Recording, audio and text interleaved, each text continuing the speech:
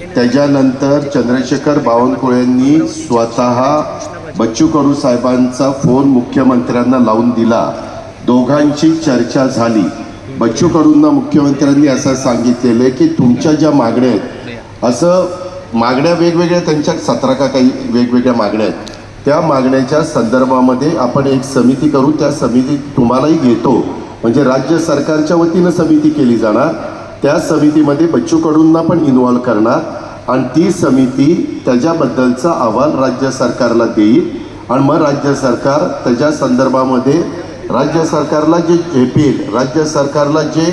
करणं शक्य असेल ते करण्याच्या करता राज्य सरकार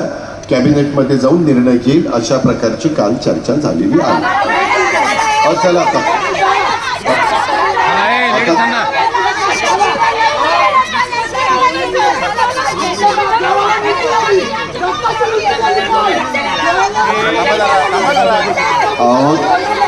त्याच्याचबद्दल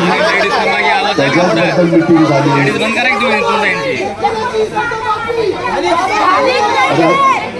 त्याला सांगितलं ना